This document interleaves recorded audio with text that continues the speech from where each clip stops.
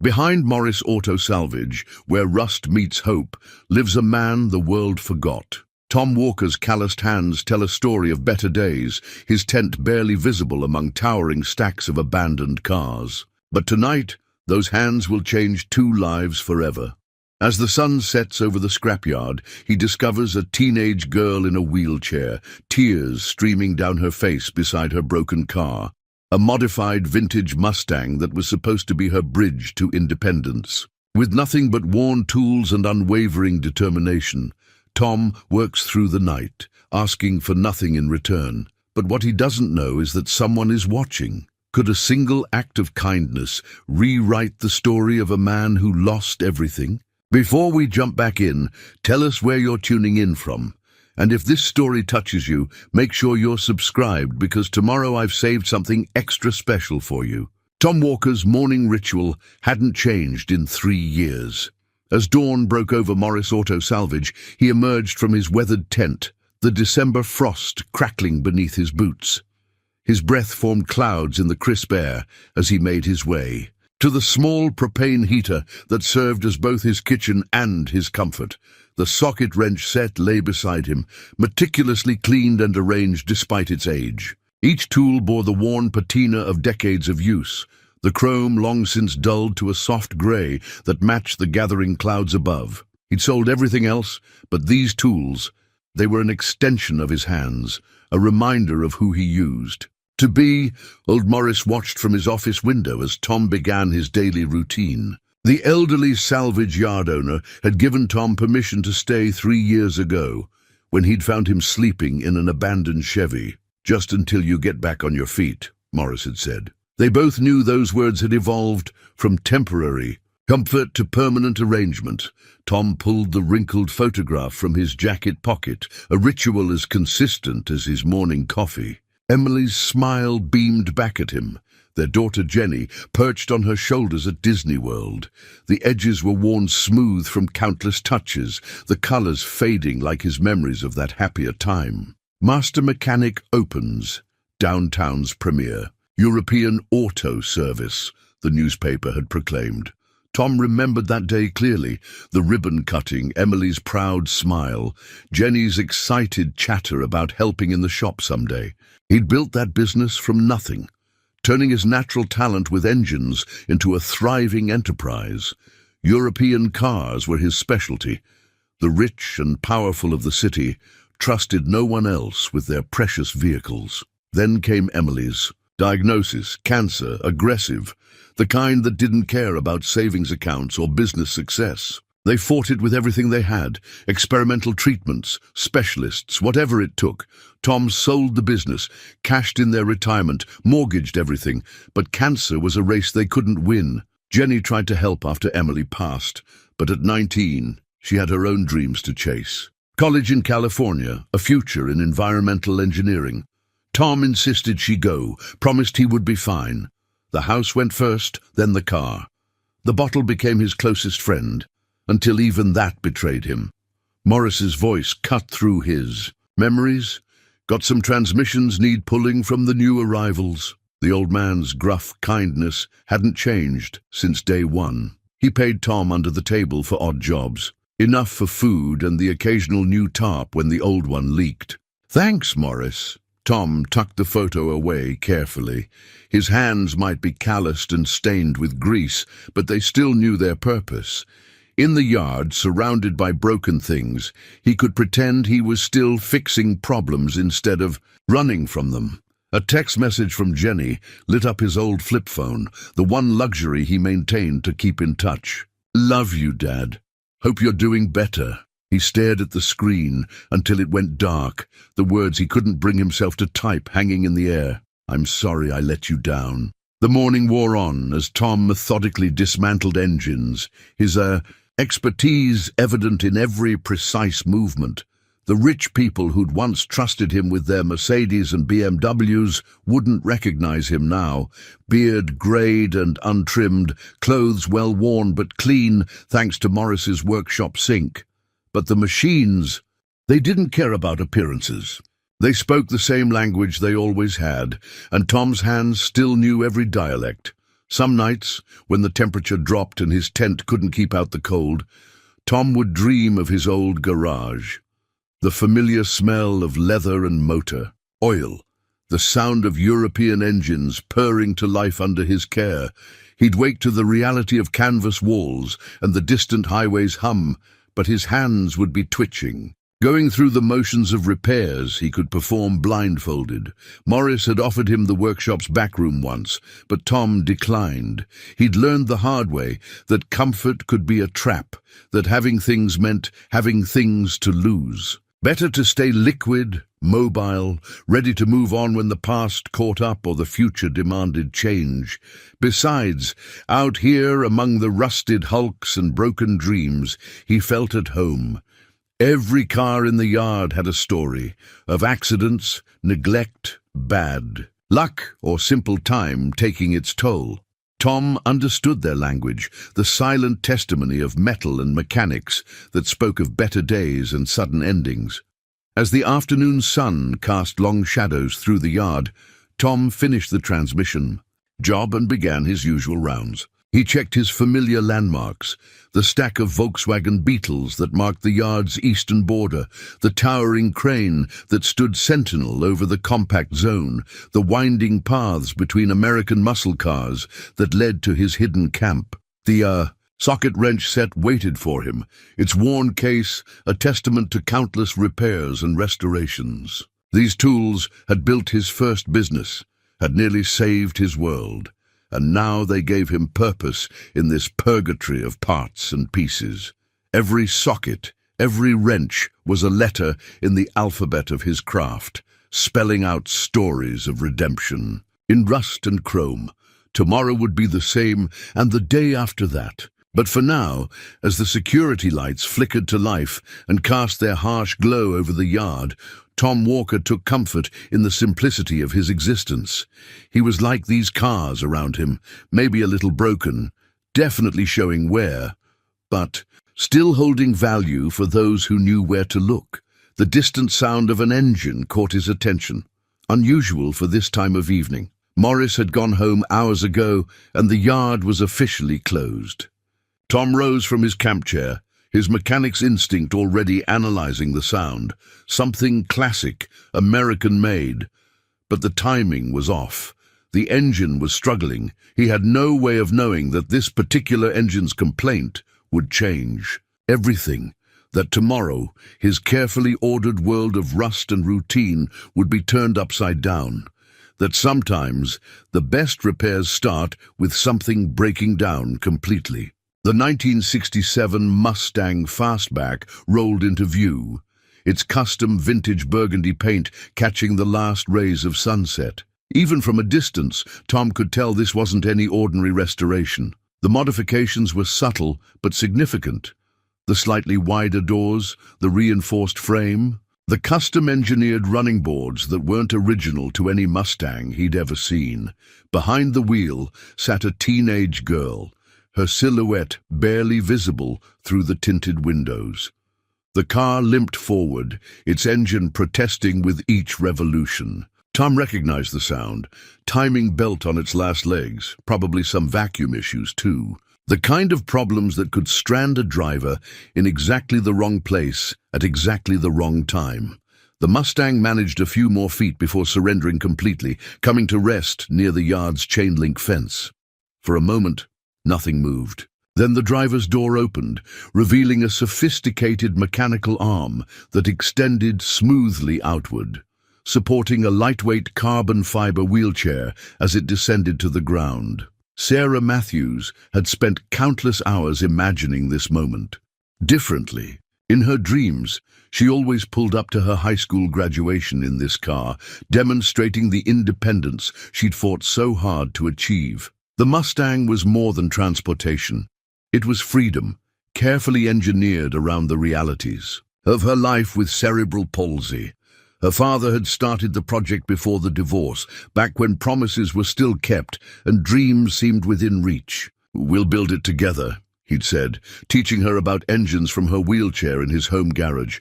"This car will be your wings." But like so many other promises, This one faded when he moved to Chicago with his new family, leaving behind a half-finished project and a daughter who'd learned too early that some dreams come with an expiration date. Catherine Matthews watched from her parked Tesla, far enough away to remain unnoticed, but close enough to intervene if necessary. As CEO of Matthews Innovative Technologies, she could have bought her daughter any adapted vehicle on the market. But she understood Sarah's attachment to the Mustang. It represented everything her daughter wanted to prove to the world. Sarah wiped away tears of frustration as she maneuvered her wheelchair through the gravel. At 17, she'd already mastered the art of navigating a world that wasn't designed for her. The wheelchair responded to her practiced touch, its motorized assists compensating for the limitations of her hands. She'd insisted on reaching the driver's seat herself, engineers adapting the car's systems to work with her specific capabilities. The modifications were a marvel of modern engineering, merged with classic American muscle. The steering wheel could be controlled with minimal hand strength, the pedals replaced with electronic controls that responded to the slightest touch. Every system had a backup, each control carefully calibrated to her needs. Until tonight, when everything decided to fail at once. Tom watched the girl's determined struggle with the recognition of someone who knew about pride and its price. Her wheelchair was a high-tech piece of equipment that probably cost more than most cars in the yard, but it was the way she handled it, with the confident familiarity of someone who refused to be defined by their circumstances, that caught his attention. The Mustang's engine ticked as it cooled, each metallic ping a reminder of interrupted dreams. Sarah reached out to touch the car's hood, her fingers tracing the contours of the machine that had become an extension of her hopes. Her mother had warned her about taking the car out before the final safety checks were complete. But tonight was supposed to be her private victory lap, a rehearsal for graduation day. Timing belt? Tom's voice was gentle, pitched to avoid startling her. He'd emerged from between the stacked cars, keeping his distance to avoid appearing threatening. Sounds like it might have slipped. Sarah quickly wiped her eyes, instinctively, straightening in her wheelchair. You know Mustangs? The question carried equal parts hope and skepticism. She'd met plenty of mechanics who claimed expertise, but backed away when confronted with her car's modifications. Worked on a few. Tom's understatement was deliberate, his attention focused on the car rather than her tears. He understood the language of machines and dignity. Mind if I take a look? Catherine's hand tightened on her phone, ready to make a call that would have a fleet of specialized mechanics on site within the hour. But something made her pause. Perhaps the careful way the stranger maintained a respectful distance, or the professional assessment in his voice as he discussed the engine with her daughter. Sarah hesitated only briefly before nodding. Be careful with the hood release, she advised. It's been modified for easier access, but sometimes it sticks. Tom's practiced eye took in the engineering as he raised the hood. The engine bay told a story of meticulous planning and professional modification. Someone had put serious thought into making this car both accessible and safe, but even the best plans couldn't prevent normal wear and tear. Your timing belt's definitely shot, he confirmed, but his attention had caught on something else. But that's not your only problem. See this vacuum line here? It's perished. And these connections, they're not seated properly. Probably came loose over time, causing your engine to run rough even before the belt gave up. Sarah wheeled closer, her interest overcoming her initial caution. Can it be fixed? The question carried the weight of dreams that refused to die. Tom straightened up, unconsciously wiping his hands on his worn jeans. Tonight, if you want. I've got the tools, and Morris keeps a pretty good inventory of parts. He paused, choosing his words carefully. No charge. Sometimes things just need a little help getting back on track. In her Tesla, Catherine Matthews made a decision. She opened her laptop, connected to her company's secure network, and began a search. Within minutes, she had Tom Walker's complete history on her screen. His former business, his achievements, his losses. The man who had once been Dallas's most respected European car mechanic was about to spend the night repairing her daughter's American classic. She settled back to watch, her CEO's instincts telling her that sometimes the best opportunities come disguised as broken-down cars and chance encounters in salvage yards. Under the harsh glow of work lights, Tom's world narrowed to the Mustang's engine bay. His socket wrench set lay open on the magnetic tray he'd positioned near Sarah's wheelchair, allowing her to watch each step of the repair. The evening air had grown colder, but neither of them seemed to notice, both absorbed in the mechanical puzzle before them. "Hand me that 10mm socket?" Tom asked, treating Sarah as a fellow mechanic rather than a helpless bystander. She navigated her wheelchair with precision, using her adapted grabbing tool to select the correct socket. The simple task carried the weight of dignity, someone finally seeing her capabilities before her disability. "My dad used to let me help." "Like this?" she said, her voice steady despite the emotion beneath it. Before he decided fixing cars with his disabled daughter wasn't part of his new life's image. She passed the socket to Tom with a smooth motion that spoke of practiced determination. Tom took the tool, his weathered hands gentle despite their strength. "His loss," he replied simply, the words carrying the weight of someone who understood both sides of abandonment. This kind of engineering, making something classic work in a new way that takes real vision, you've got that vision. The Mustang's modifications told their own story under his inspection. Every adaptation had been professionally designed, but Tom could see the places where theory met reality, where Sarah's actual needs had refined the original plans. The hand controls were elegantly integrated into the classic interior, the wheelchair loading system, a marvel of modern engineering married to vintage aesthetics. The company that did the modifications, Tom mentioned casually, testing the belt. Tension. They really knew their stuff. Don't see work this clean very often. Sarah's laugh held a hint of pride. Mum's company, actually. Matthew's Innovative Technologies. She had her best engineers work on it after Dad left. Said if he couldn't keep his promises, she'd make sure I kept my dreams. Tom's hands stilled for just a moment. Matthew's Innovative Technologies was a major player in adaptive technology development. He'd read about their breakthroughs even during his darkest days, when engineering journals were his only connection to his former life. The woman watching from the Tesla suddenly made more sense. Catherine observed the scene through her car's windshield, her tablet forgotten in her lap. She'd expected to see competence from Tom Walker. His background had promised that much. What she hadn't expected was the natural way he engaged with Sarah, the careful respect that acknowledged her daughter's intelligence and passion for mechanics. The timing belt replacement was straightforward enough, but Tom took extra time to explain. Each step, answering Sarah's questions with the patience of a born teacher. He showed her how to identify wear patterns, what sounds to listen for, the small preventive measures that could avoid future breakdowns. "See this vacuum line?" He pointed with his flashlight. "It's not just about replacing it. You need to understand why it failed. The heat shield was rubbing here, subtle, but enough to cause wear over time. We'll adjust that while we're in here." Sarah leaned forward in her wheelchair, her eyes bright with interest. "Like a chain reaction? One small problem leading to bigger ones?"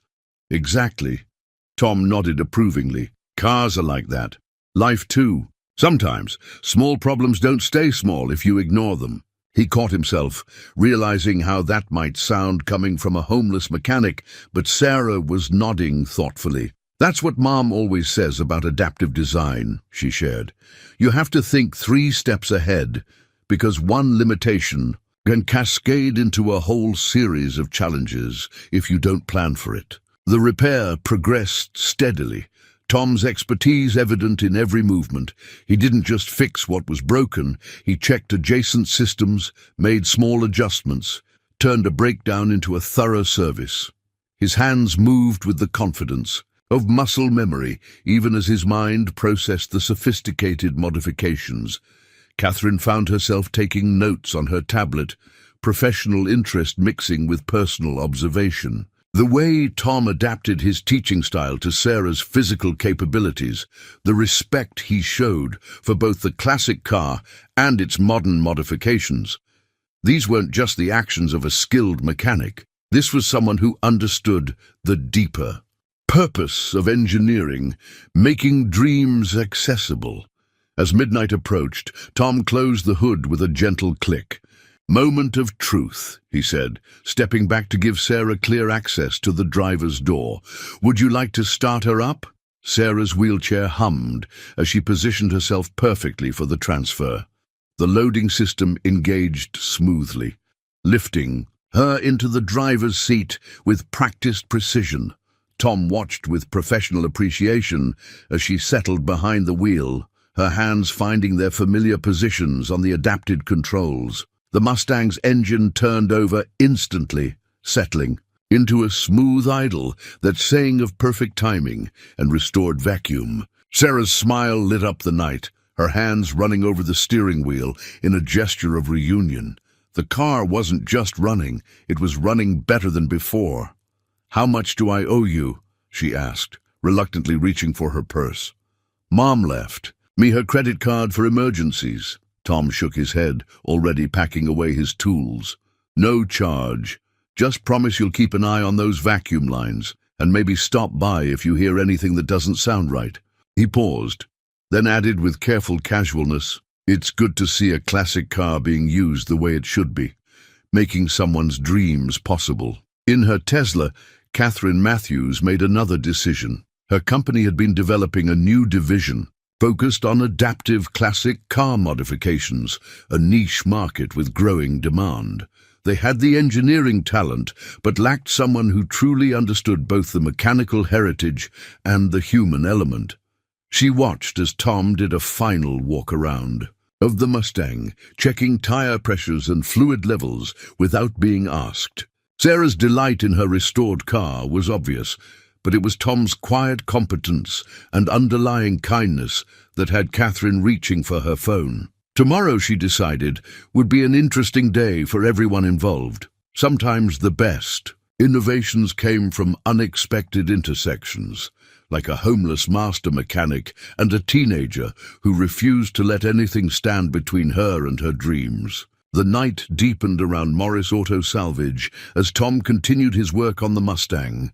Sarah had dozed off in her wheelchair, wrapped in a thick blanket he'd retrieved from his tent, refusing to leave until the job was done. Her quiet presence stirred memories he usually kept carefully locked away. "Always check your work twice, Jenny girl," he whispered to himself, an echo of words spoken a lifetime ago in a spotless garage across town.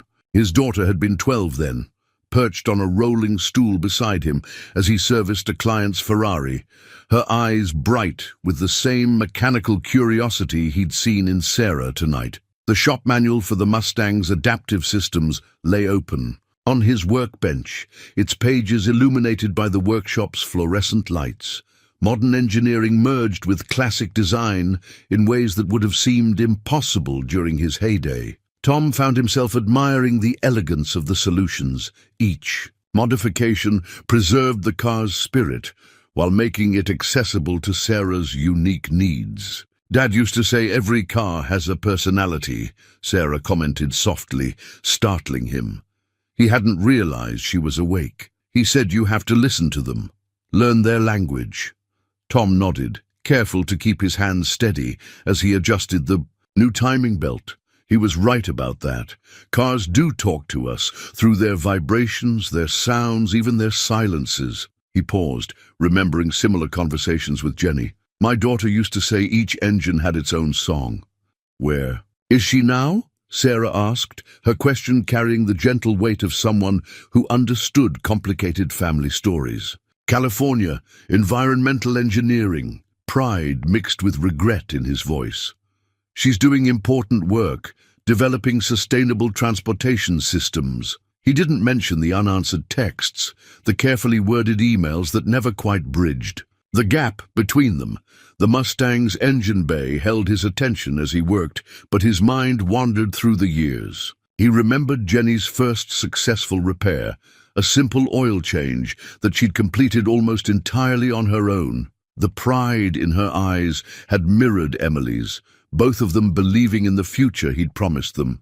Sarah watched him with quiet understanding. "Sometimes I think the hardest part isn't the disability," she said, gesturing to her wheelchair. "It's the way people's expectations of you change. They see the chair first, forget there's a person who dreams about more than just getting by." Her words hit close to home. Tom thought about the way people's eyes slid past him now, how his expertise had become invisible behind his circumstances. "People see what they expect to see," he agreed, reaching for a torque wrench. "But machines, they don't care about appearances. They just respond to knowledge and respect." The night air grew colder, but the workshop stayed warm, filled with the sounds of careful work and comfortable silence. Tom found himself explaining each step as he progressed, just as he used to do with Jenny.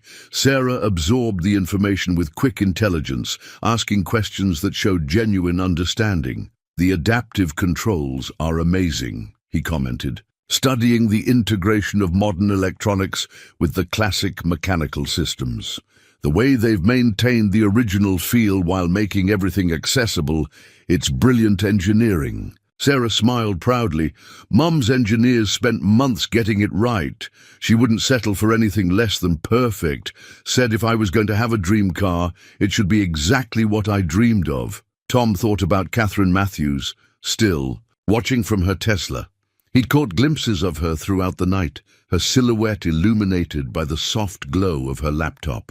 There was something admirable about a CEO who would spend hours in a salvage yard, ensuring her daughter's safety while respecting her independence.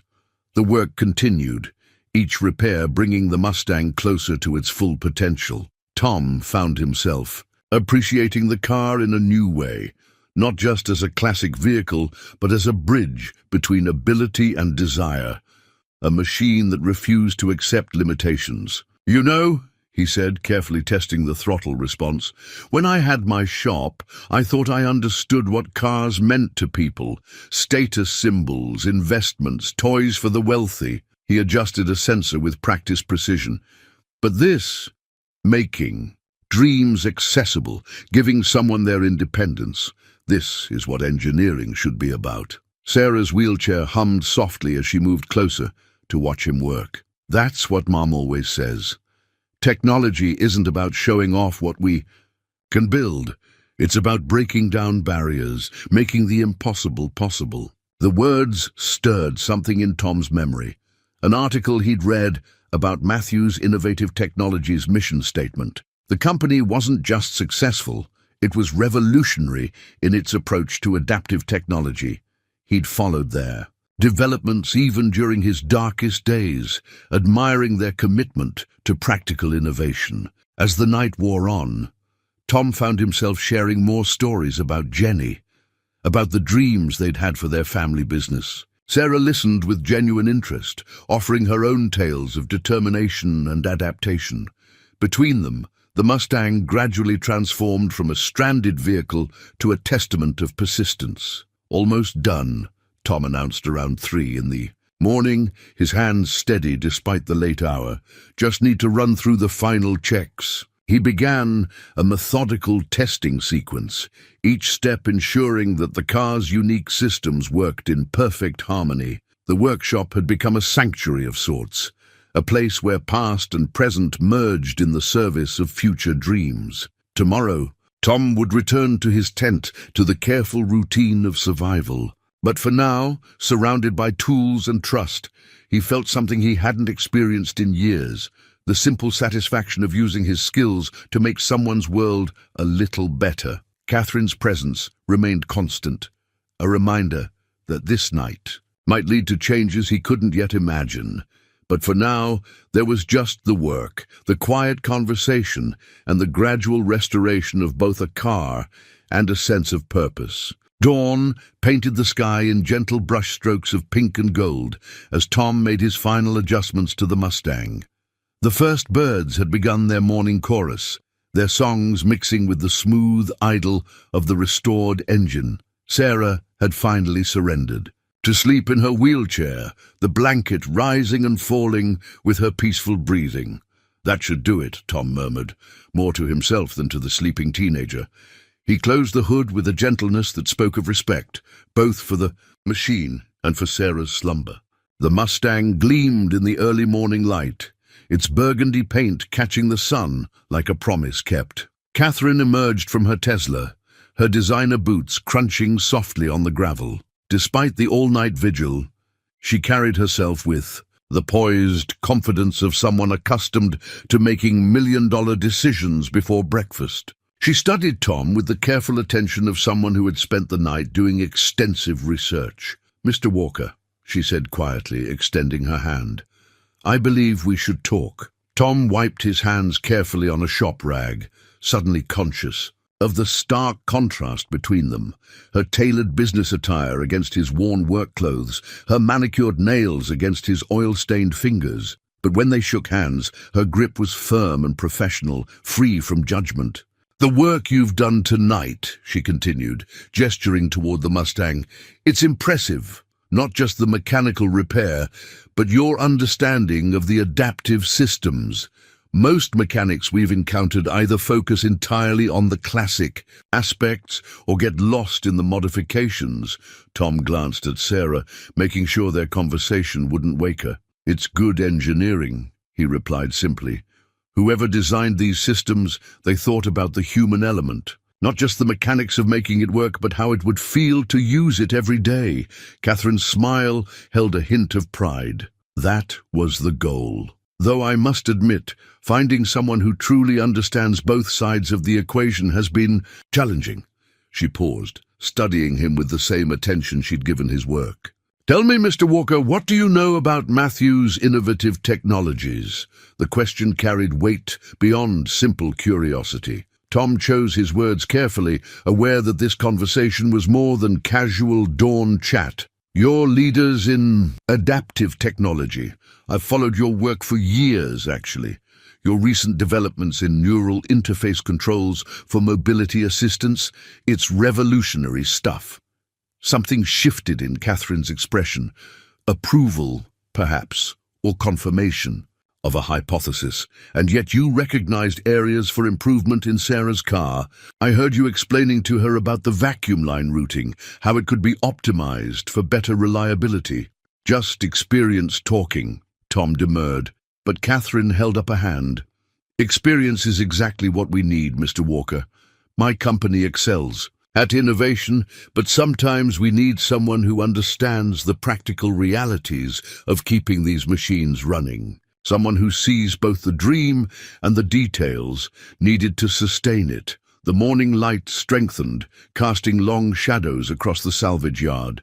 In the distance, early traffic hummed on the highway, the world beginning its daily rhythm. Tom felt the familiar urge to retreat to his tent, to the simple certainty of his routine. But Sarah stirred in her wheelchair, smiling in her sleep, and he remembered the look in her eyes when the engine had first roared back to life. "We're expanding our classic car adaptation program," Catherine continued, her tone shifting to one he recognized from his business days, the voice of someone making an offer.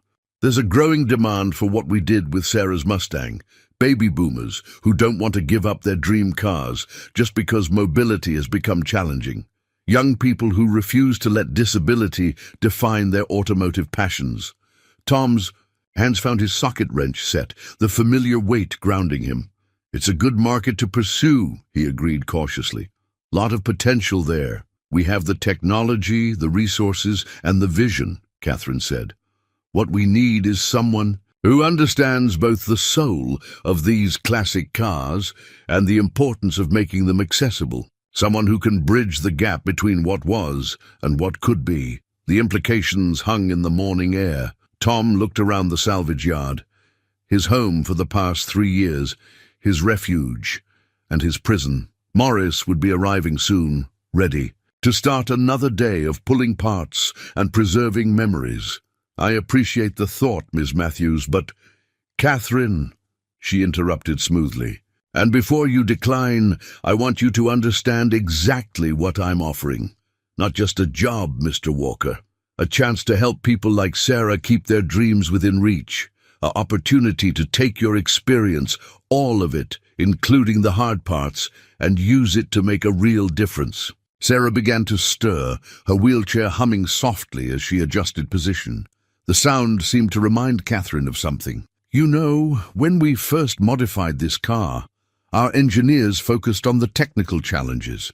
But watching you work, last night, seeing how you understood both the mechanical needs and Sarah's personal connection to the car, that's the perspective we've been missing. The sun cleared the horizon, flooding the yard with golden light. Tom thought about Jenny, about the dreams they'd shared in their old garage.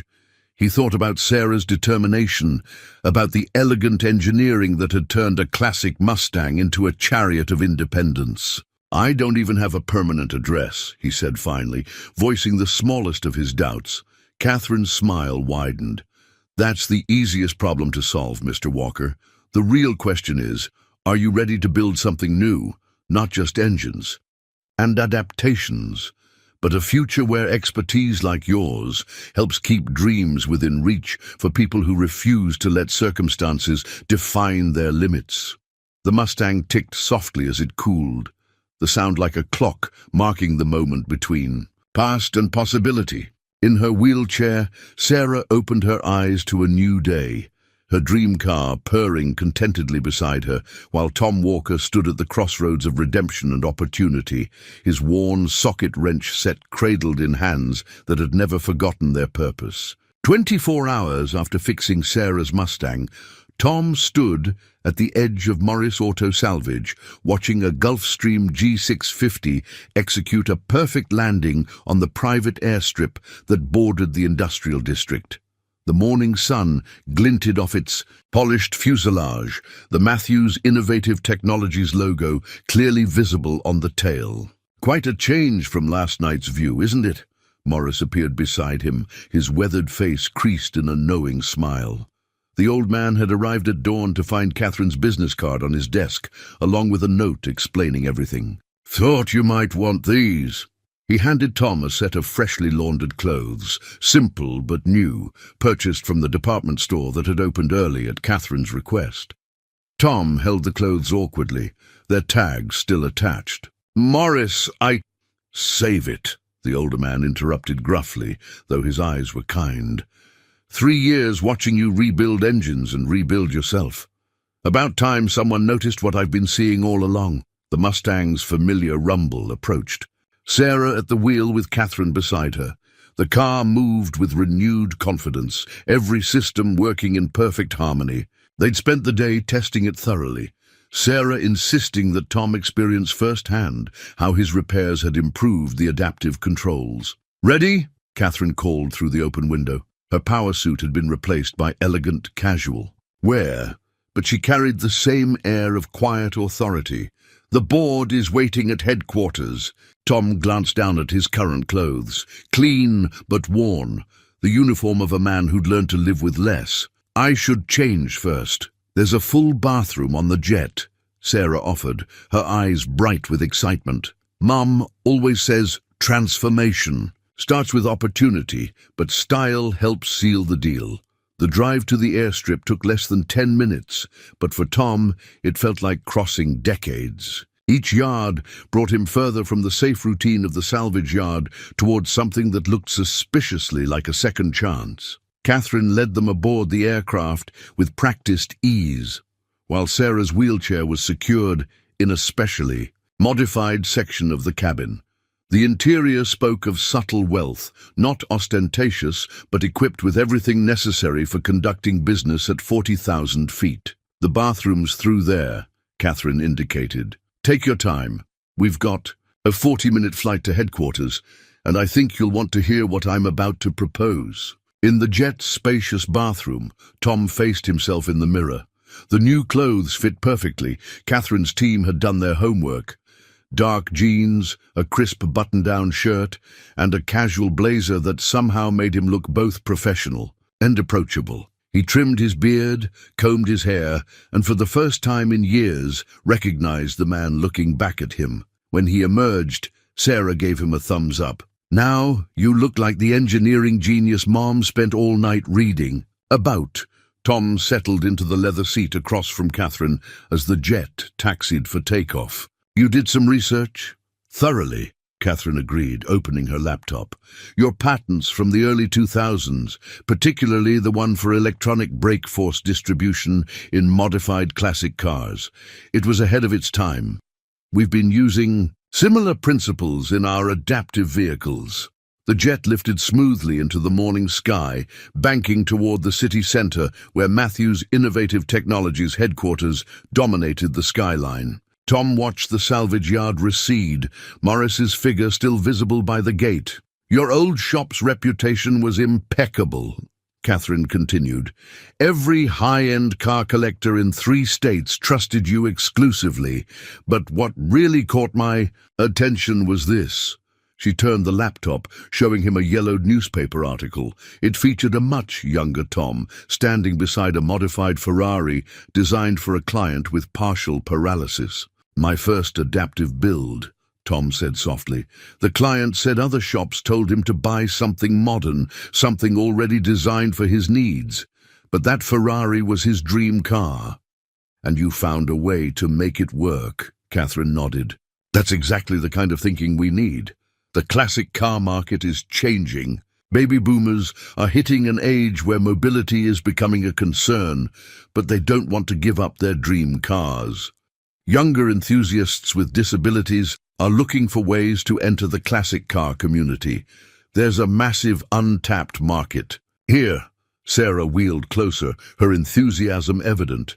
Show him the prototype designs, Mom. Catherine pulled up a series of 3D renderings. Classic cars reimagined with subtle but comprehensive modifications. Chevelle, Corvettes, even vintage Porsches, all adapted for various levels of mobility assistance. We have the engineering capability, Catherine explained. What we need is someone who understands both the soul of these machines and the human element of adaptation. Someone who can look at a 50-year-old car and see not just what it was, but what it could become, for someone who refuses to let circumstances define their dreams. The jet cruised at altitude now, the city spreading out below them like a map of possibilities. Tom studied the designs, his mind already seeing refinements, improvements, ways to make the systems more reliable and user-friendly. The position would be Director of Classic Car Adaptation Programs, Catherine continued. Full creative control over the technical aspects, with a team of engineers at your disposal. The salary is competitive, of course, and includes relocation, assistance, comprehensive benefits, and equity in the program's success. Tom thought about his socket wrench set, carefully packed in his bag below. Tools that had built his first business, that had nearly saved his world, that had kept him connected to his craft even in the darkest times. And if it doesn't work out, then you'll have tried, Sarah said simply. Isn't that better than wondering what might have been? Catherine smiled at her daughter's wisdom. We're not just offering you a job, Mr. Walker. We're offering you a chance to turn your experience, all of it, into something meaningful, to help people like Sarah keep their dreams within reach. The jet began its descent toward the Matthews Innovative Technologies building, its glass towers reflecting the morning sun like a beacon. Tom watched as they approached, remembering another morning years ago when he'd cut the ribbon on his own shop. The dreams had been smaller then, but the hope had felt the same. The board is expecting us in 30 minutes, Catherine said softly. They've reviewed your history, professional and personal. They understand about Emily, about the choices you made trying to save her. What they want to know is, are you ready to build something new? The question hung in the pressurized cabin as the jet touched down on the corporate helipad, 30 stories above the city where Tom's story had once ended. But maybe, he realized, watching Sarah's excited face and Catherine's confident smile, that had just been Chapter 1. The Matthews Innovative Technologies boardroom occupied the entire 30th floor, its floor-to-ceiling windows offering a panoramic view of the city below. Tom could see Morris Auto Salvage in the distance, a tiny island of rust and memories. amid the urban sprawl. The contrast wasn't lost on him as he stood before 12 of the most influential people in adaptive technology. "Mr. Walker," the board chairman began, his tone measured but not unkind, "we've reviewed your rather unique situation." He gestured to the folders before each board member, containing what Tom assumed was the story of his rise and fall. "Ms. Matthews makes a compelling case for your expertise, but we have some concerns." Catherine sat at the head of the table, radiating quiet confidence. Sarah had positioned her wheelchair near the window, her presence a reminder of why they were all here. The Mustang's keys rested on the polished mahogany table, a tangible example of Tom's work. "I understand your concerns," Tom replied, his voice steadier than he felt. "My circumstances for the past 3 years aren't exactly typical for a corporate director, a woman in her 60s. The head of research and development, according to her nameplate, leaned forward. "Actually, Mr. Walker, your recent circumstances are precisely what intrigue us. You maintained your skills, your professional standards, even while living in extraordinarily difficult conditions. That speaks to character." The chairman nodded slowly. "However, we need to address the elephant in the room, the closure of your previous business, the period following your wife's passing." He paused delicately. "How can we be confident those issues are behind you?" Tom felt the familiar tightening in his chest at the mention of Emily, but Sarah caught his eye and smiled encouragingly. He reached into his blazer pocket and withdrew a worn leather wallet, the one possession he'd never sold, never pawned. "I carry this with me," he said, opening it to reveal a carefully preserved photograph. "My wife Emily, our daughter Jenny, and me at the opening of my first shop." He placed it on the table. Next to it is a more recent photo, Jenny at her college graduation. "I couldn't attend, but she sent it anyway." The photos circulated among the board members. Tom continued, "I lost my way after Emily died, made choices born of grief and desperation, but even at my lowest, I never lost my understanding of what makes a great engineer, the ability to see potential where others see problems." Catherine stepped in smoothly. "Tom spent last night completely rebuilding the adaptive systems in Sarah's Mustang. The improvements he suggested to our current design are already being reviewed by our engineering team. They're calling them revolutionary." The head of R&D was studying Tom with increased interest. "The brake force distribution patent from 2002, that was yours, wasn't it? We've been working on something similar for our new line." "It could be adapted," Tom offered, warming to the technical discussion. "The principle was sound, but modern electronics would allow for much finer control, especially if you integrated it with your neural response systems." The conversation shifted, becoming more animated as Tom sketched modifications on the boardroom's digital display. His hands moved with certainty, decades of experience flowing through his fingers as he outlined improvements to their current designs. Sarah wheeled closer to the display. "See how he's repositioning the primary controls. That would make them more intuitive for someone with limited hand strength." The board members exchanged glances. The chairman cleared his throat. "Ms. Matthews mentioned a special project she envisions for your department. Something about classic car adaptations." Catherine stood, commanding the room's attention. "The market for adapted classic cars is virtually untapped. We have people with means who want to maintain their independence without sacrificing their automotive passions." Tom doesn't just understand the mechanics, he understands the human element, the dignity of independence. "It's not just about making old cars accessible," Tom added quietly. "It's about preserving dreams.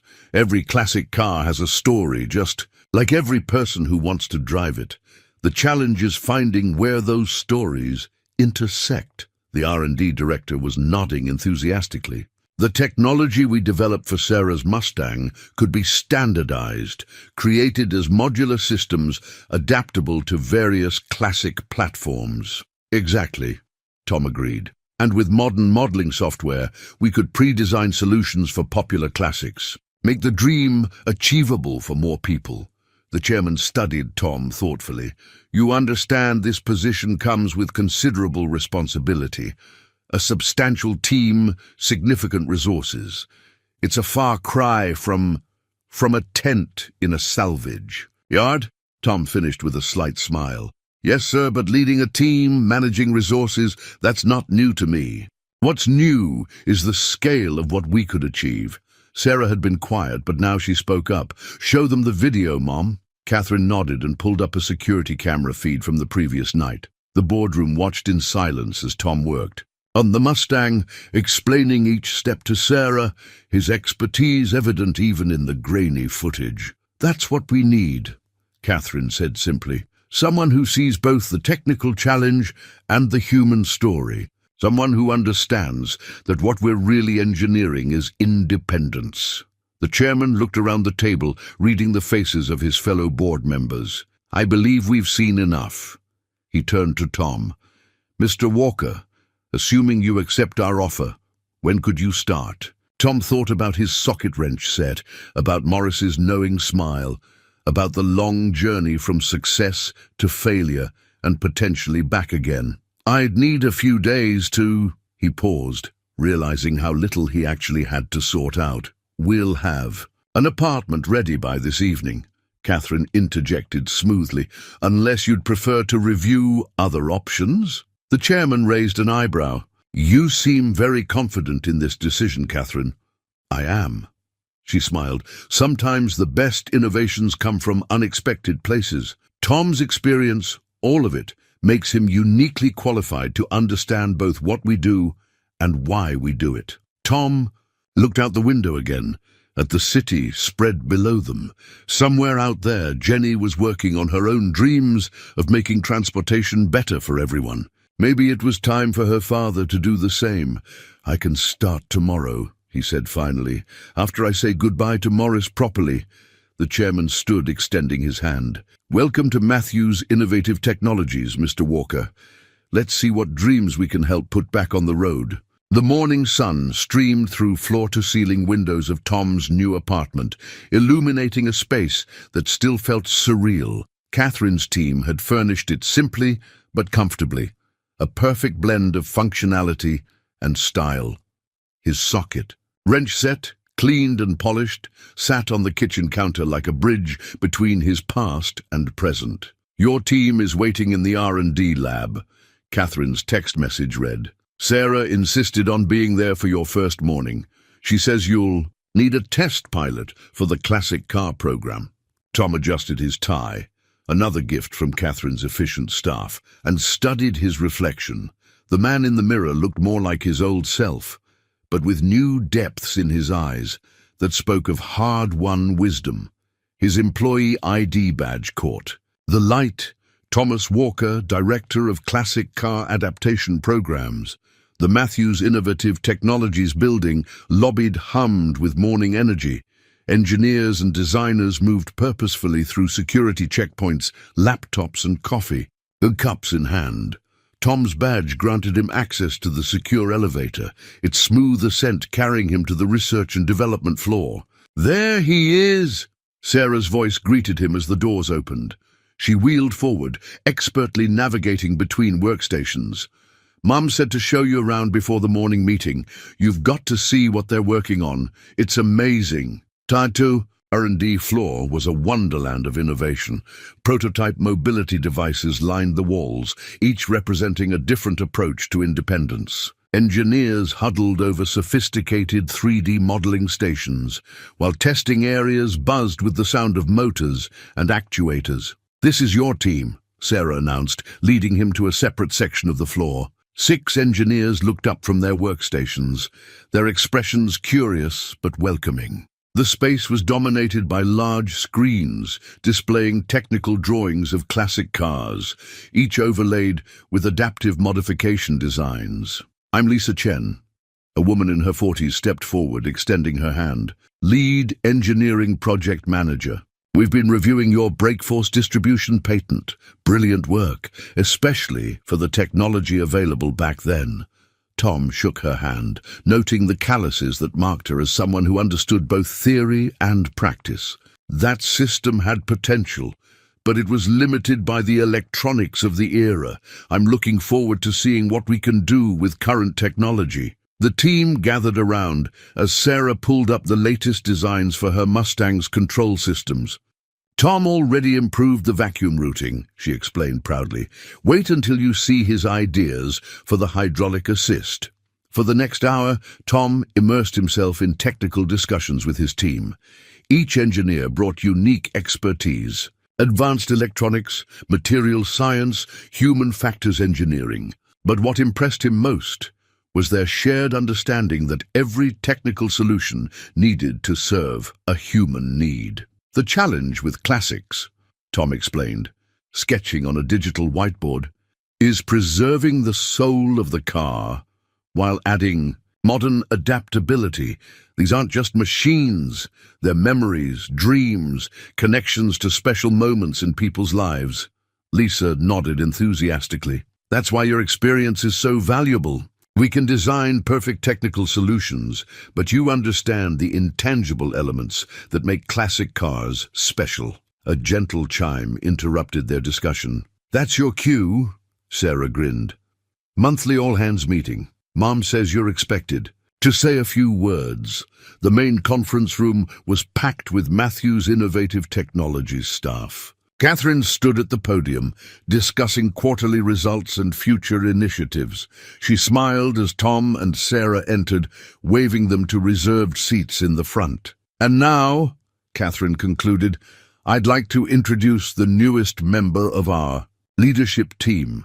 Tom Walker joins us as Director of Classic Car Adaptation Programs, bringing decades of experience in both traditional mechanics and adaptive modifications. Tom rose, suddenly aware of hundreds of eyes upon him. He thought of Morris, probably starting his day at the salvage yard, of Jenny working on her environmental projects in California, of Emily who had always believed in his ability to make things better. Thank you, he began, his voice finding its strength. You know, for the past 3 years I've lived behind a salvage yard, surrounded by broken machines. But what I learned there, what I've always known, is that nothing is truly broken if you understand its purpose and have the will to restore it. The room was silent, attentive. Tom continued, every vehicle that comes through our program represents someone's dream of independence.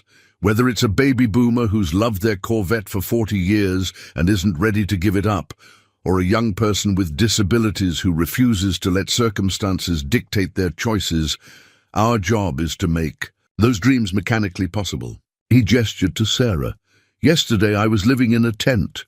Today I'm standing here because this young lady's car broke down in exactly the right place at exactly the right time. But really, I'm here because Matthew's Innovative Technologies understands that engineering isn't just about solving technical problems. It's about expanding human possibilities. Catherine beamed from the podium as Tom went on to outline his vision for the classic car program. He spoke about modular adaptation systems, about preserving automotive heritage while embracing modern accessibility, about the growing market of enthusiasts who needed their passion for classics to coexist with their physical realities. After the meeting, Tom's team gathered in their lab space, energized by the morning's events. Lisa had already organized their first project review, with 3 potential client cases waiting for evaluation. Ready to get started?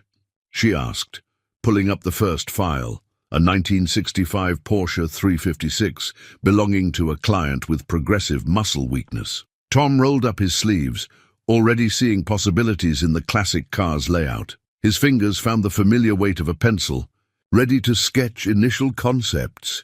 Around him, his team leaned in, eager to combine their technical expertise with his practical experience. Sarah watched from her wheelchair, her presence a reminder of why every calculation, every modification, every innovation mattered. You know, she said thoughtfully, last night I dreamed about taking my Mustang to graduation, but now I'm thinking bigger. Maybe we're going to help a lot of people's dreams find their way back to the road. Tom smiled, remembering Catherine's, Words about transformation and opportunity. Here, surrounded by technology and talent, his years of experience, both triumph and tragedy, had found their purpose. The director's office could wait. Right now, there were dreams to engineer. 3 weeks into his new role, Tom found himself working late in the R&D lab, surrounded by holographic projections of their first major project. The 1957 Chevrolet Bel-Air floated in the air before him, its classic lines annotated with adaptive modification points. Catherine stood beside him, her heels discarded hours ago as they refined the design for their first high-profile client. "Senator Richardson's daughter deserves something special," Catherine mused, manipulating the 3D image to focus on the driver's area. "This car isn't just about mobility, it's going to be a statement about what's possible." The project had come to them through Sarah, who'd met Angela Richardson at a physical therapy session. The senator's daughter, paralyzed in a skiing accident, had been dreaming of her father's Bel-Air since childhood. Now, with her wedding approaching, the senator wanted to surprise her with the ultimate gift, the ability to drive the family's cherished classic herself. The challenge is maintaining the original aesthetics while incorporating full adaptive controls, Tom explained, zooming in on the steering column. "Everything needs to look period correct, but function with medical-grade reliability." Catherine watched him work, noting how naturally he moved between the high-tech modeling system and the traditional engineering principles. "You've adapted well to the new technology," she observed. "Lisa says you're already suggesting improvements to our design software." Tom smiled, remembering his first awkward days with the holographic interface. Good engineering is good engineering. Whether you're using a wrench or a neural interface, it's all about understanding the problem from the user's perspective. The lab was quiet at this hour, most of the team having gone home. Sarah had stayed late too, testing prototype controls in the simulator until Catherine insisted she get some rest. The teenagers' enthusiasm for the project had become infectious, inspiring the entire team to push boundaries. "Watch this," Tom said, pulling up a new design overlay. "We've modified the original hydraulic system to work with a neural mechanical hybrid. All the controls look completely stock, but they'll respond to the slightest touch or even direct neural input if Angela's medical team approves." Catherine stepped closer, studying the elegant solution. "It's beautiful work, but what really impresses me is how you've maintained the car's soul. Every modification looks like it could have come from the factory." "That's the key," Tom agreed, his voice soft with understanding. "These cars, they're more than transportation. They're family histories, shared memories, dreams passed down through generations. Our job isn't just to make them accessible, it's to preserve their stories while writing new chapters." A notification popped up on Catherine's tablet. Another message from the senator's office requesting a project update. She'd been fielding calls all week, managing expectations while giving Tom's team space to innovate. "The senator's getting anxious," she admitted. "His daughter's wedding is in 4 months, and he wants to present the car at the rehearsal dinner. Are we going to make it?" Tom pulled up the project timeline, each phase carefully mapped out. "We'll make it. Lisa's team has already sourced the specialty materials, and I've got Morris tracking down original parts we can modify." He paused, then added, "It helps having a CEO who understands both the technical and human sides of what we're doing." Catherine smiled, remembering their first meeting in the salvage yard. Sometimes the best innovations come from unexpected connections. Speaking of which, Jenny called the office today. Tom's hand stilled over the holographic controls. "She did. She saw the press release about our classic car program, asked if the Tom Walker we hired was her father. She sounded hopeful." The 3D model of the Bel-Air rotated slowly between them, its chrome trim catching the lab's overhead lights. Tom thought about the unanswered texts on his phone, the years of distance he'd created in his grief. "I wasn't ready before," he said quietly, "to talk to her, to be her father again. Felt like I'd lost the right." Catherine's hand found his shoulder, her touch professional but comforting. We all lose our way sometimes. It's finding the road back that matters. She gestured to the holographic car. Look what you've created here. A way to keep family traditions alive across generations. Maybe it's time to rebuild your own connections too. Their conversation was interrupted by the lab doors sliding open.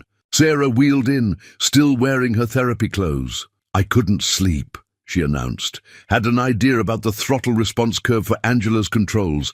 Mind if I test it in the simulator? Catherine started to object, but Tom was already pulling up the simulator protocols. 10 minutes, he said, catching Catherine's eye with a smile. Sometimes the best ideas come at odd hours. As Sarah transferred into the simulator seat, Catherine watched Tom adjust the parameters with paternal care. In just 3 weeks, he'd become more than a department director.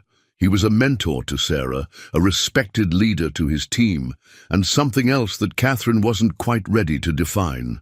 The throttle mapping needs to be progressive, Sarah called out, her hands on the simulator's controls. Angela's strength varies throughout the day. The car needs to adapt with her. Tom nodded, making adjustments. Like this, the simulator's engine sound changed subtly, becoming more responsive. Perfect. Sarah's face lit up. See, Mom, this is why we need test pilots. Catherine shook her head fondly. 10 minutes, you two. Then home. We have the donor car arriving tomorrow, and I need my chief engineer well rested. As she gathered her things to leave, Catherine paused at the door, watching Tom and Sarah fine-tune the control systems. 3 weeks ago, he'd been living in a tent. Now, he was leading cutting-edge adaptive technology development, rebuilding family connections, and helping others keep their dreams within reach. Tom, she called softly. He looked up from the simulator. Jenny's number is in your company phone when you're ready. She smiled. Sometimes the best restoration projects start with a simple hello.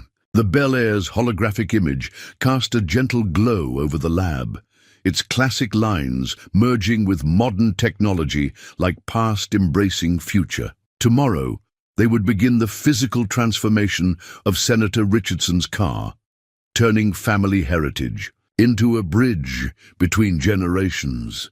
But tonight, in the quiet of the lab, other transformations were taking shape, ones measured not in mechanical tolerances, but in restored hopes and healing hearts. The article appeared in the business section of the Dallas Morning News, From Salvage Yard to Salvation. Matthews Innovative Technologies' newest director brings hope to classic car enthusiasts. Tom stared at his own image on the screen. A professional headshot taken for the company website, placed alongside a candid photo someone had captured of him working on Sarah's Mustang that first night. The comments section is overwhelmingly positive, Lisa reported, scrolling through her tablet during their morning meeting. Former clients from your old shop are coming forward, talking about your work from before. The classic car community is buzzing. Tom closed the browser window, uncomfortable with the attention, but Catherine, who had slipped quietly into the lab, had other ideas. This is good publicity for the program, she said, setting a coffee on his desk. Cream, no sugar, just as he'd mentioned once in passing. People connect with stories of redemption. The Billionaire project was proceeding on schedule, its stripped chassis waiting in the workshop below. Yet Tom couldn't shake the feeling that his past was catching up with him, for better or worse. Mr. Walker, his assistant's voice came through the intercom. There's a Mr. James Carlton on the line. Says he knows you from the Ferrari, Tom interrupted softly. The one we modified for his paralysis in '02. He took a deep breath. Put him through. Catherine moved to leave, but Tom gestured for her to stay. The call switched to speakerphone, filling the office with a familiar voice from his past. Tom Walker, you magnificent bastard. James Carlton's warm baritone carried 2 decades of memories. I always wondered where you disappeared to. Still driving that Ferrari you modified for me? Never found another mechanic who understood it. Like you did. Tom's tension eased slightly. James, good to hear your voice. How's the hand control system holding up? Like it was installed yesterday. But listen, I'm not calling just to reminisce. I'm on the board of the Classic Car Accessibility Foundation. We've been following what you're doing at Matthews. That Senator Richardson project, it's exactly the kind of thing we've been advocating. For years, Catherine leaned forward, her business instincts engaged. Tom could almost see the possibilities forming in her mind. We'd like you to speak at our annual conference, James continued. Share your vision for making classic cars accessible to everyone. There's a whole community out there waiting for someone to bridge the gap between preservation and adaptation. The silence that followed was heavy with implication. Tom looked at Catherine, who nodded encouragingly. I appreciate the offer, James. But before you say no, James interrupted, remember what you told me when I thought I'd never drive again. The car doesn't care what works and what doesn't. It just wants to run. You gave me back my passion, Tom. There are others waiting for the same chance. After the call ended, Catherine stayed, watching Tom process the interaction. He's right, you know. Your story adds credibility to the program. People trust someone who's faced their own challenges.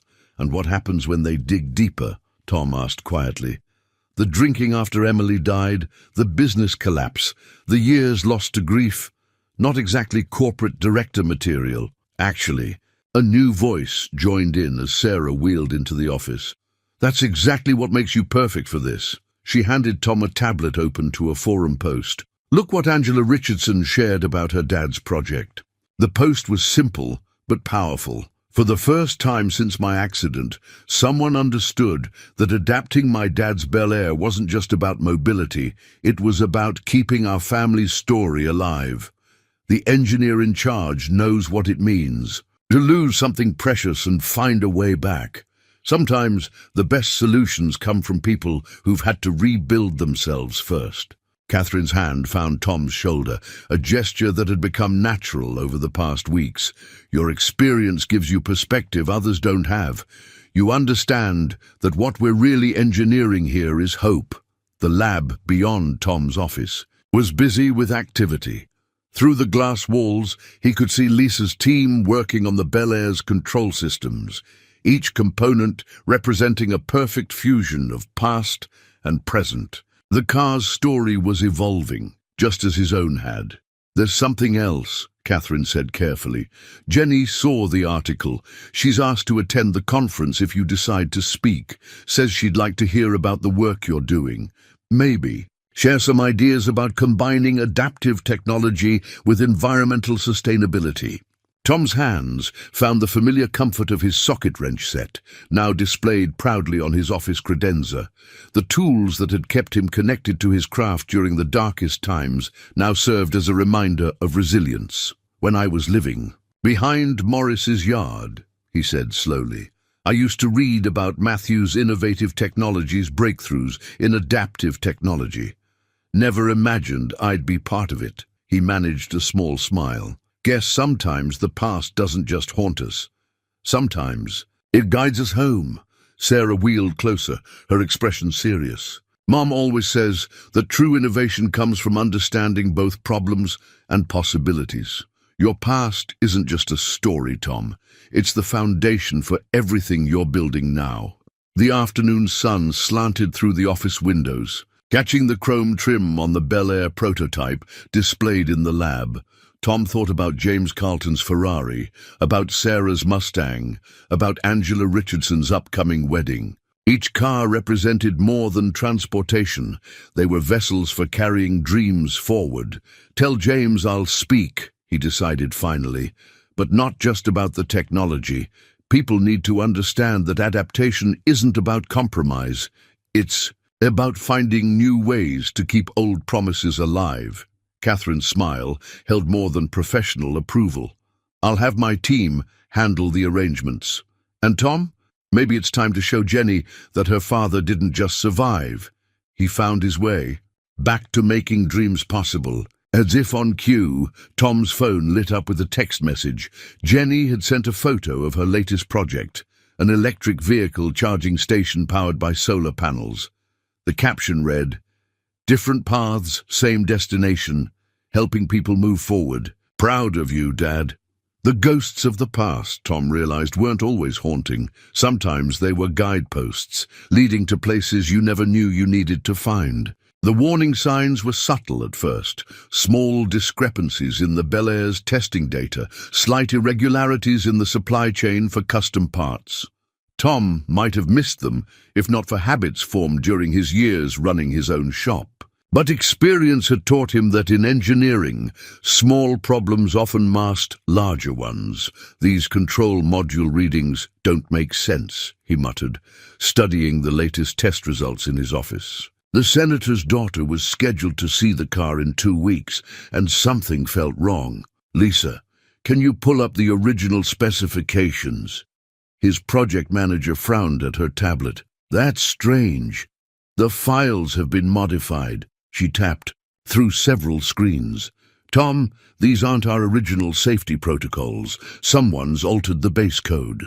Before Tom could respond, Catherine burst into the office, her usual composed demeanor shaken. "We have a problem. The board just received an anonymous report claiming our adaptive systems are unsafe. They're citing modified test data and suggesting we've cut corners to meet the wedding deadline." Sarah, who had been testing new control configurations in the lab, wheeled to the office doorway. "That's ridiculous. Tom's systems are more thorough than anything on the market."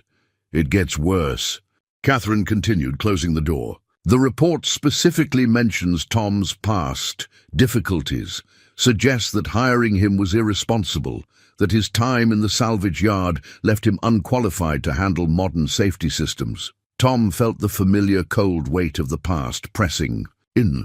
His hands found the edge of his desk, grounding himself in its solidity. They're not just attacking the project, they're trying to discredit the entire classic car program. "Bolton Industries," Lisa said suddenly, her fingers flying over her keyboard. "They tried to acquire Matthew's Adaptive Technology division last year. Catherine turned them down because they wanted to strip our patents and outsource production." Catherine confirmed. "They've been developing their own classic car adaptation program, but they're years behind us." She met Tom's eyes. "Now they're trying to force a crisis of confidence." Tom stood, moving to the window that overlooked the workshop floor. The Billionaire sat in its testing bay, its gleaming form representing not just Angela Richardson's dreams, but the hopes of countless others waiting for their chance at independence. "Show me exactly what they changed," he said quietly, the calm in his voice masking rising anger. Lisa projected the modified code onto the office's main screen, highlighting the alterations. "Clever," Tom acknowledged grimly. "They didn't just change the safety parameters. They modified them to look like deliberately rushed work, made it seem like we were cutting corners to meet the deadline." Sarah had moved closer to examine the code. "But we can prove these aren't your original specifications, right? Show them the real data?" "They thought this through," Catherine said.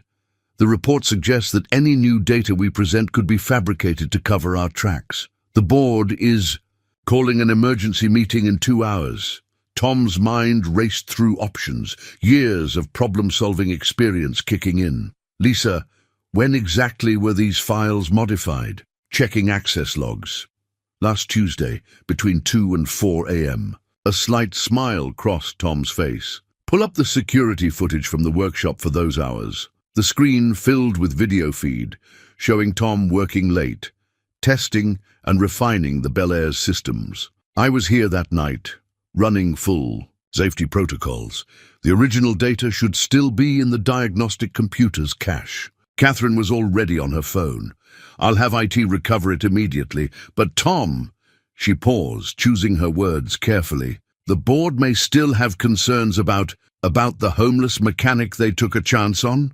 Tom finished. "Maybe it's time they understood exactly what those years in the salvage yard taught me." The next 2 hours were a blur of activity.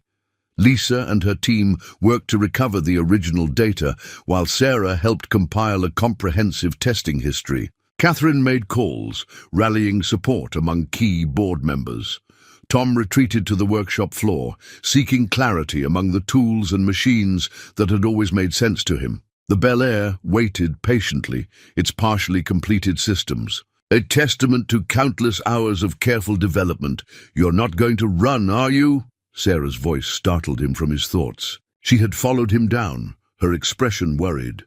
"Because that's what they want, to make you doubt yourself, make you think you don't belong here." Tom ran a hand along the Bel Air's fender, feeling the perfect smoothness that came from properly restored metal. "When your Mustang broke down that night, I could have walked away, kept to my routine, stayed invisible. But there are some things worth fighting for." "Good," Catherine said from behind them. She had changed into her power suit. "Ready for battle, because I need you in that boardroom, showing them exactly why I hired you. Not despite your past, but because of it." The emergency board meeting hummed with tension. Tom stood before the same people who had approved his hiring, but now their faces showed doubt, concern, even suspicion. "The evidence suggests serious safety compromises," Bolton Industries' representative was saying. "In light of Mr. Walker's unusual background, perhaps it would be prudent to suspend the program pending a full investigation." Tom waited for him to finish, then stepped forward. "You're right about one thing," he said, his voice carrying the weight of hard-earned wisdom. "My background is unusual. I've built companies and lost them, known success and failure, lived in a mansion and in a tent." He activated the workshop feed, showing Lisa's team conducting new safety tests. "But those years in the salvage yard taught me something crucial. There's a difference between broken and abandoned. What looks worthless to some people just needs someone who understands its potential." The recovered data appeared on screen, showing the true safety protocols alongside Bolton's modified versions. "These systems aren't just mechanically sound. They're built on understanding what it means to lose something precious and find a new way forward. Every safety check, every redundancy, every fail-safe is designed by someone who knows exactly what's at stake." Sarah wheeled into the boardroom, followed by James Carlton himself, arrived early for his consultation on the project. "Show them," she encouraged. Tom pulled up the video from his late-night testing session. "Watch how each system is tested, retested, refined. This isn't just about meeting safety standards. It's about earning trust. The trust of a father giving his daughter a piece of family history. The trust of everyone who dreams of maintaining their independence." The board chairman leaned forward, studying the evidence. "And Bolton Industries' claims about corner cutting are as fraudulent as their modified data," Catherine interjected smoothly. "Our legal team is already preparing action for corporate espionage and defamation." The tension in the room shifted. Board members exchanged glances, nods. The Bolton representative sat back, his attack transformed into a liability. "There's something else you should see," Tom said quietly. He screened a video message from Angela Richardson, recorded during her last consultation. Her joy at seeing the Bel Air's progress, her tears when the adaptive controls responded to her touch, the human truth beyond any corporate machinations. When the lights came up, the chairman's decision was clear. "The program continues as planned. Mr. Walker, I believe you have a wedding deadline to meet." Later, in the workshop, Tom found Catherine waiting by the Bel Air. "That could have gone very differently," she said softly. "Maybe once it would have," he agreed, thinking of past defeats. "But some things are worth standing your ground for." Sarah grinned from her wheelchair. Like dreams." Tom confirmed, picking up his wrench. "Now, let's make sure this car is perfect for Angela's big day." The Bel Air's chrome caught the evening light, reflecting not just their images, but the promise of innovations yet to come. Sometimes, Tom realized, the hardest roads led exactly where you needed to go. Evening shadows lengthened across the workshop as Tom and Catherine sat in the Bel Air's front seat, the day's crisis finally behind them. The car's interior was nearly complete, its blend of classic beauty and adaptive technology a testament to perseverance. Sarah had gone home reluctantly, only after extracting a promise that they'd call if anything new developed with the Bolton situation. "You know," Catherine said, running her hand along the custom-built steering controls.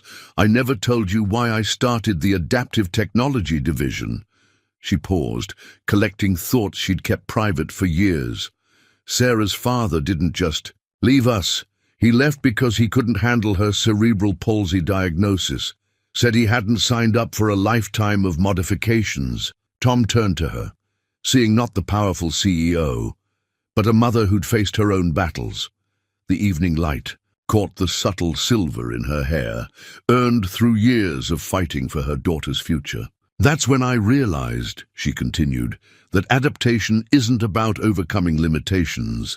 It's about refusing to let anyone else define what's possible." Every time someone said Sarah would have to give up her dreams, we found a way to prove them wrong. "Like this car," Tom said softly, understanding flowing between them. "It's not just transportation, it's a statement." Catherine nodded, her professional facade softening. "When Bolton Industries tried to buy us out last year, they saw patents and profit margins. They didn't understand that what we're really building here is independence, hope, the right to choose your own path." The workshop felt intimate in the gathering dusk, the Bel Air cocooning them in its restored elegance. Through the windshield, they could see Lisa's team working late, strengthening their security protocols against future attacks. "The board meeting today," Catherine said, turning to face him directly. "You didn't just defend your work. You showed them why you're exactly who we need leading this program. Your time in the salvage yard, rebuilding engines and rebuilding yourself, it wasn't a detour. It was preparation." Tom thought about Morris, about the quiet dignity of keeping faith with your craft, even when the world had turned its back. "You took a huge risk hiring me," he acknowledged. "Today could have gone very differently. The biggest risks," Catherine smiled, "often bring the greatest rewards. Speaking of which," she pulled out her phone, showing him a message. "The Classic Car Accessibility Foundation wants to partner with us. James Carlton was impressed by how you handled the crisis. Says it proves you understand both the mechanical and human elements of what we're doing. The implications were enormous. Funding, resources, a network of enthusiasts and experts all working toward the same goal." Tom felt possibilities expanding, like the horizon at dawn. "There's more," Catherine continued. "Sarah's been talking to Angela Richardson. They want to start a youth mentorship program, teaching other disabled teens about automotive engineering. They're calling it Adaptive Dreams." Tom smiled, remembering teaching Jenny, then Sarah, watching their confidence grow with each learned skill. From one broken-down Mustang to a whole movement.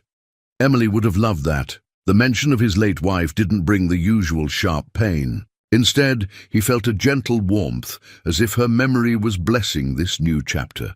Catherine's hand found his in the gathering darkness, the touch both professional and personal, like so many things between them now. Sometimes the best innovations come from understanding what's broken, in machines and in people. You taught me that, Tom Walker. Through the Bel Air's windshield, they watched the city lights begin to twinkle. Somewhere out there, Angela Richardson was counting days until her wedding. Sarah was probably texting Jenny about their shared interests in adaptive engineering, and Morris was closing up his salvage yard, proud of the man who'd found his way back to purpose. "Tomorrow's going to be busy," Tom said finally, reluctant to break the moment but aware of all that lay ahead. "We need to strengthen our security, update the project timeline, prepare for the foundation partnership. Tomorrow," Catherine agreed, her hand still in his. "We'll change the world, one classic car at a time. But right now I think we've earned a moment to appreciate how far we've come." The Bel Air embraced them in its restored elegance, a testament to second chances and the courage to stand your ground when it matters most. Sometimes, Tom realized, the greatest victories aren't just about proving others wrong, they're about proving yourself right. The morning of the Bel Air's presentation dawned clear and bright. Tom stood in Matthews Innovative Technologies' main showroom, watching his team make final adjustments to the display. The car gleamed under specialized lighting. Its tropical, turquoise paint and pristine chrome, telling no tales of the battles fought to bring it to this moment. Everything's perfect, Sarah assured him, wheeling around the car for a final inspection. She'd insisted on being there early, wearing a dress that matched the Bel Air's interior. Angela's going to cry when she sees it. Happy tears, she added, with a grin. The showroom filled quickly with press, industry leaders, and classic car enthusiasts. James Carlton arrived with other Foundation board members, while Lisa proudly guided tech reporters through the engineering specifications. Senator Richardson stood quietly to one side, his eyes never leaving the car that represented so much more than just a wedding gift. Catherine joined Tom by the podium, elegant in her business attire, but with an excited gleam in her eyes that matched Sarah's. "Ready to make history," she whispered. Before Tom could respond, a familiar figure slipped through the crowd. Jenny, looking so much like Emily, it made his heart catch. But with her own confident stride and an environmental engineering badge from her California firm pinned to her lapel. "Dad," she said simply, and wrapped him in a hug that bridged years of distance. "Sarah's been keeping me updated. You've built something amazing here." The crowd hushed as Angela Richardson arrived, her wheelchair guided by her fiancé. She'd been told only that Matthew's Innovative Technologies wanted to showcase new, adaptive technology. The moment she saw her father's Bel Air, her hands flew to her mouth. "The car's transformation mirrors our own journey," Tom began his presentation, his voice steady with conviction. "Like many of us, it faced challenges that might have ended its story. Instead, those challenges became an opportunity to redefine what's possible." He guided Angela to the driver's door, which opened with elegant precision.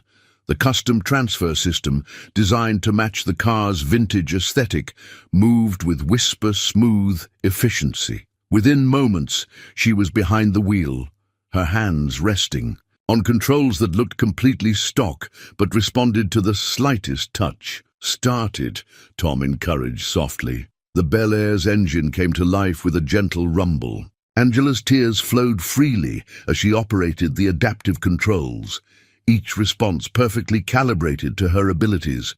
Her father stepped forward, placing a hand on the car's roof. When Angela was injured, the senator's voice carried emotion. "He didn't try to hide. I thought this car would just become a reminder of dreams we'd lost. Instead, it's become a bridge to new ones." Cameras flashed as Angela tested each system. Jenny stood with Sarah, their heads together, as they discussed the environmental aspects of the adaptive technology.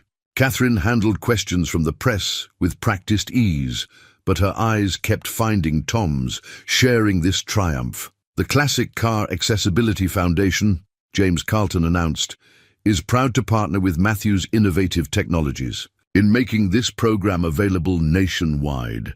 Every vintage car enthusiast deserves the chance to keep their passion alive." The presentation concluded with Angela driving the Bel Air smoothly across the showroom floor, her father in the passenger seat. The crowd's applause wasn't just for the technology, it was for the hope this project represented. "You did it, Tom," Catherine said later as the crowd mingled and Angela gave delighted tours of her car's features. "You took a senator's dream for his daughter and turned it into a movement." Tom watched Jenny and Sarah deep in discussion with Lisa about future projects. "We did it," he corrected. "All of us. Sometimes it takes a whole team to prove that nothing's really broken if you understand its purpose." The Bel Air stood as a gleaming testament to second chances, for cars, for dreams, for people who refused to let circumstances define their limits. In its restored beauty, Tom saw reflections of every battle won, every doubt overcome, every bridge rebuilt. "Ready for what comes next?" Catherine asked, her hand finding his as naturally as gears meshing in a finely tuned engine. Through the showroom windows, morning sunlight painted the city in shades of promise. Tom thought of his socket wrench set, now mounted proudly in his office, and of Morris's salvage yard, where this journey had begun. "Ready," he said, and knew it was true. Sometimes the best restorations aren't just about fixing what's broken, they're about discovering what's possible when you refuse to give up on dreams. 1 month after the Billionaire's unveiling, Tom stood before a different kind of gathering in Matthew's Innovative Technologies conference room. The space had been transformed into a workshop, with teenagers in wheelchairs clustered around classic car components, learning the basics of adaptive engineering.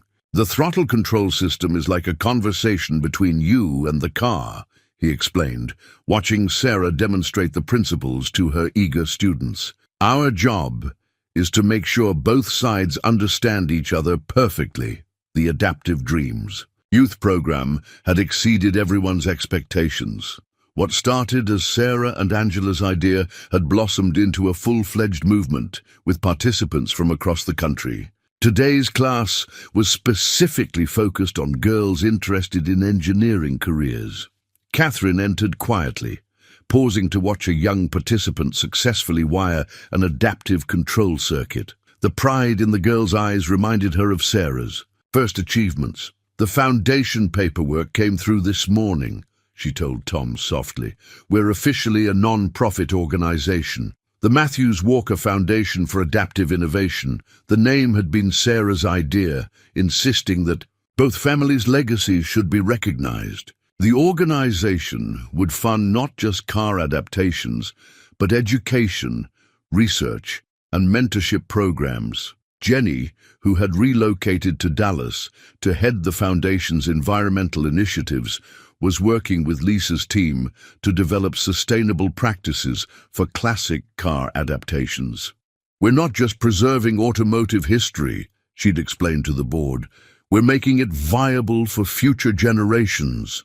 "Dad," she called now from her workstation, "come look at what Maria designed." She gestured to a teenager whose adaptive steering system showed remarkable innovation.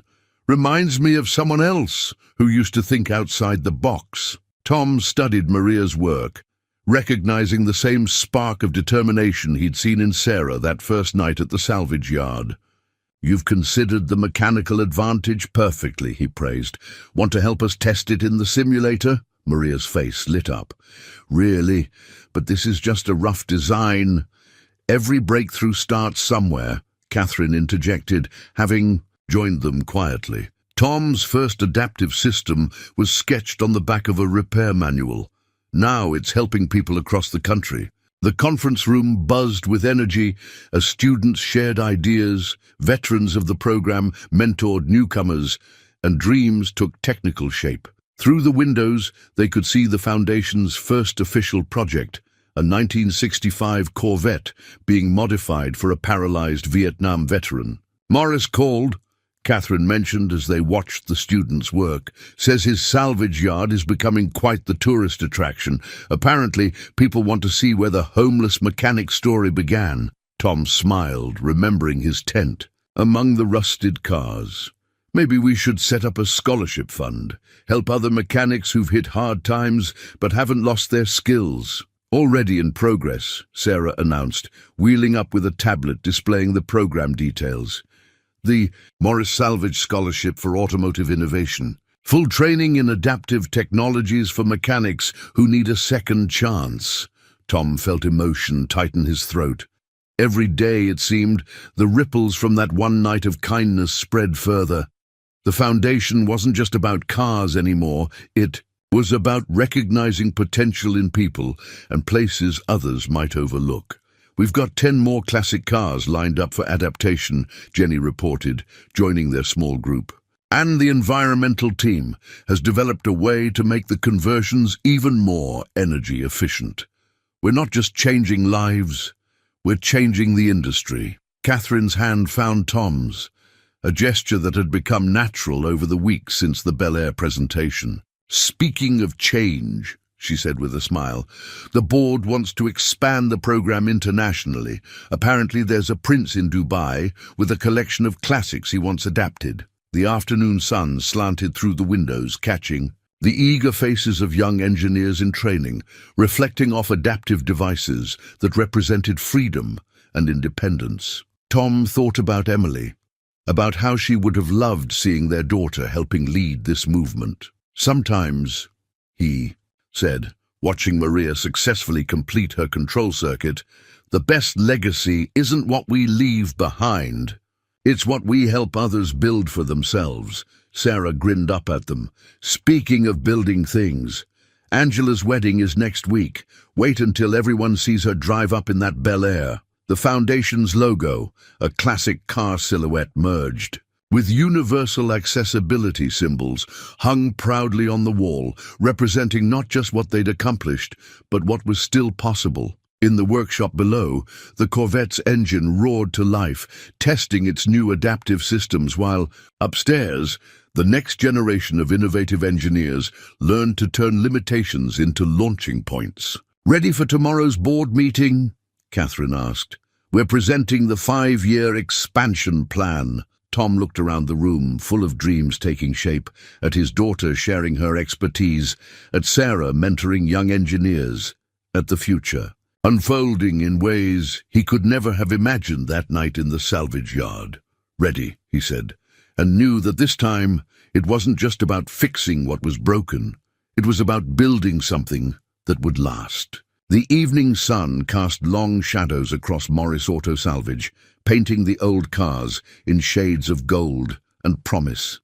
Tom stood where his tent had once been, Sarah and Catherine beside him, while Morris leaned against a freshly painted sign, "Morris Walker Center for Adaptive Automotive Training." "Still can't believe you talked me into this," Morris grumbled, but his eyes shone with pride as he surveyed the transformed yard. The old workshop had been expanded, equipped with state-of-the-art tools and lifts.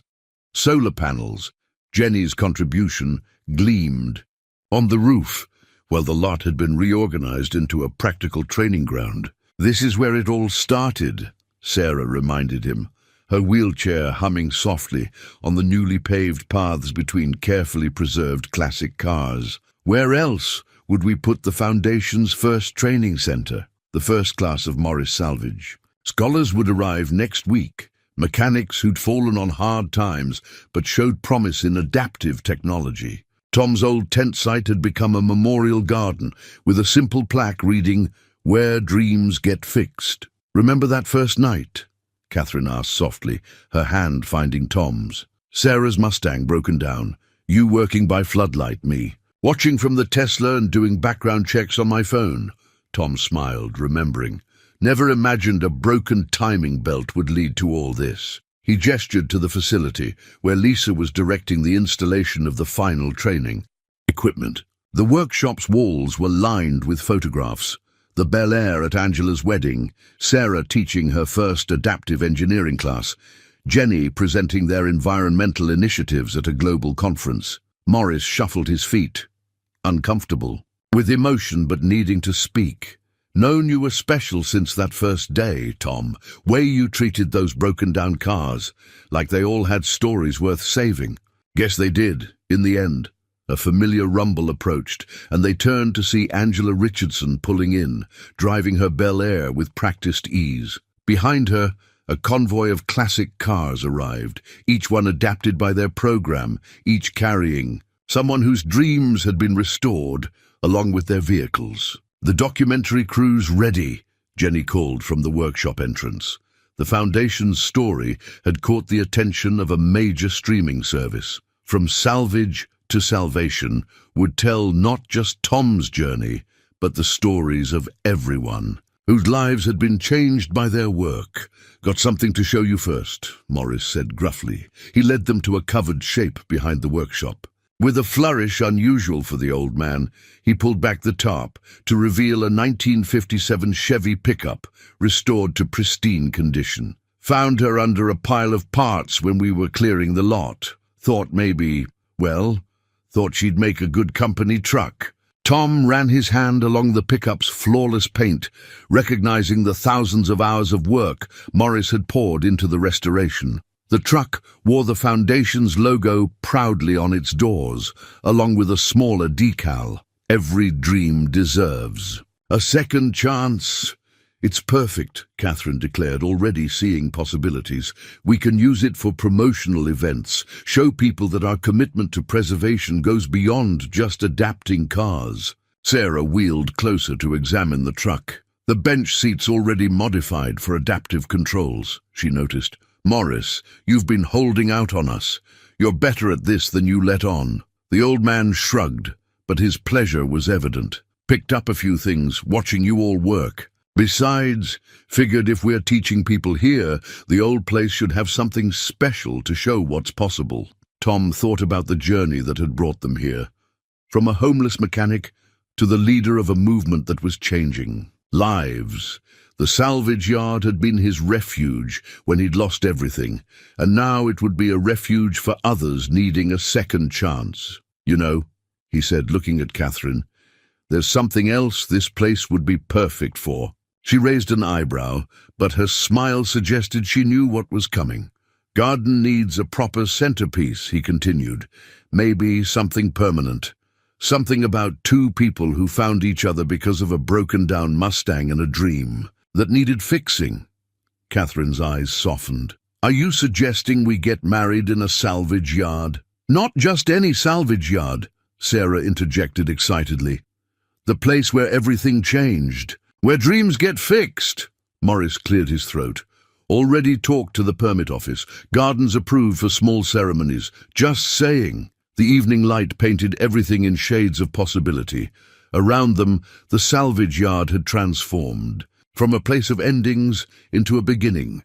For broken-down cars, for struggling mechanics, for dreams that refused to die. What do you say? Tom asked Catherine softly. Ready to make it official. Her answer was in her eyes before she spoke, bright with the same vision that had seen possibility in a homeless mechanic that night so many months ago. I think, she said, this is exactly where our next chapter should start. 1 year later, the Matthews Walker Foundation celebrated its first anniversary in the garden, where Tom and Catherine had exchanged vows. The salvage yard bloomed with roses climbing over restored classic cars, while graduates of the Morris Salvage Scholarship program demonstrated their latest adaptive innovations to an international audience. Sarah, now heading the youth education program while finishing her engineering degree, led tours of the facility in her Mustang, the car that had started it all. Jenny had relocated permanently to Dallas, her environmental engineering team revolutionizing sustainable practices in classic car adaptation. Even Morris had embraced his role as mentor, his gruff wisdom guiding new generations of mechanics toward their dreams. The foundation's success had exceeded their wildest expectations. Hundreds of classic cars had been adapted, each representing a story of restored independence.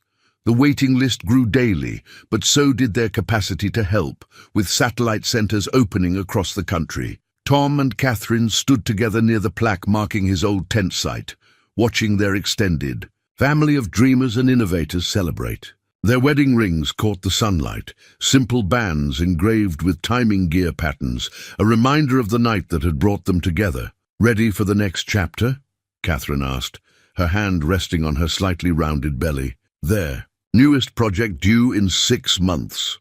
Tom smiled, thinking of all the dreams yet to be fixed, all the stories yet to be restored. With this family, he said, watching Sarah demonstrate adaptive controls to an eager young student. Always above them, the sign gleamed, where dreams get fixed, and every day they proved it true. On graduation day, Sarah drove her Mustang to the podium to receive her engineering degree, its engine purring as sweetly as the night Tom had first fixed it. In the audience, 3 generations of dreamers watched with pride. Morris, Tom, and Catherine, with their infant daughter Emily, and Angela Richardson, whose Bel Air had inspired hundreds of similar transformations. The Matthews Walker Foundation had become a global movement, but its heart remained in a salvage yard where broken things found new purpose.